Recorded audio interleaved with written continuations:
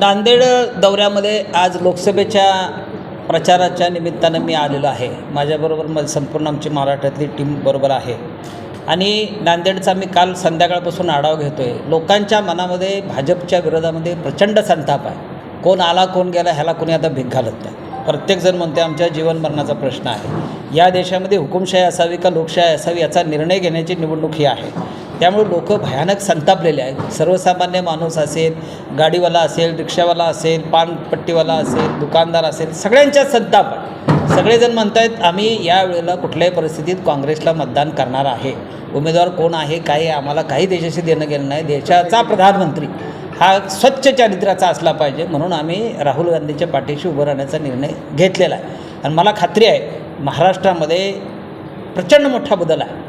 मी आज 10 दिवसापासून दौऱ्या, उद्या लातूरला आहे, परवा सोलापूरला आहे, पुण्याला आहे, सातारला आहे, सगळ्या जिल्ह्यात मतदारसंघामध्ये मी जाणार आहे। जिथं जिथं मी आत्तापर्यंत गेलो तिथं तिथं मला अतिशय चांगला अनुभव आहे। लोकांच्यामध्ये प्रचंड उठाव आहे, लोक चिडलेले आहेत आणि निश्चितपणानं या लोकसभेला बदल हा काळ्या दगडावरची पांढरी रेघ आहे। देवेंद्र फडणवीस एकीकडे म्हणतात की काँग्रेसने आतापर्यंत ओबीसीसाठी काय केलं याचा हिशोब घ्यावा। मुळात देवेंद्र फडणवीसने ओबीसीसाठी काय केलं हा महत्त्वाचा प्रश्न आहे।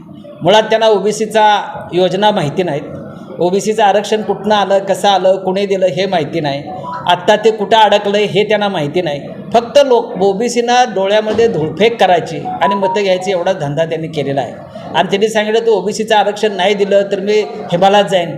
दिलं का आरक्षण, गेलं का हिमालयात? या महाराष्ट्रातला सगळ्यात लबाड कोण व्यक्ती असेल तर तो देवेंद्र फडणवीस आहे। त्यामुळे अशा लबाड माणसावर काही विश्वास कुणी ठेवू नका। अत्यंत लबाड सगळी ओबीसी आमच्याकडे आहे।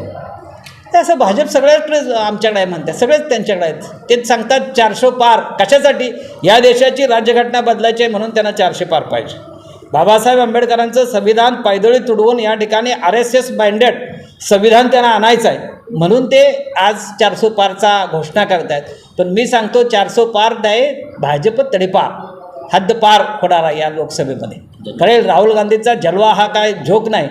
भयानक लाखो पब्लिक, परवा नानाभाऊंच्या मतदारसंघामध्ये 3-3.5 लाख लोक आले होते सभेला, स्वतःच्या खर्चानं चालत लोक आले। हे कशाच जलवा आहे? जनगणना करतोय, जात नाही जनगणना केली तर आमचं सगळ्या लोकांचं कळणार आहे। महिलांच्यासाठी 1 लाख रुपये वर्षाला आम्ही देतोय। शेतकऱ्यांची कर्ज आम्ही सगळी माफ करतोय। सुशिक्षित बेरोजगाराला महिन्याला 8,500 रुपये त्याच्या अकाउंटवरती आम्ही जमा करतोय। एवढ्या चांगल्या योजना आम्ही आणलेल्या आहेत। त्यामुळे यावेळेला या देशातून भाजप तडीपार होणार आहे।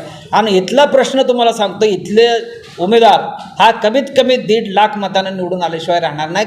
तसा रिपोर्ट आज संबंध ग्रामीण भागातून मी घेतलेला आहे। मी काय मोठ्या पुढाऱ्याला विचारत नाही, सर्वसामान्य कार्यकर्ता कोण आहे त्याला विचारतो की तुझं मत काय? तू संतापानं सांगतो की आम्हाला नरेंद्र मोदीला हाकलायचं आहे। ही गोष्ट आहे त्यांची। त्यामुळं आम्हाला खात्री आहे आम्ही 100% विन होणार।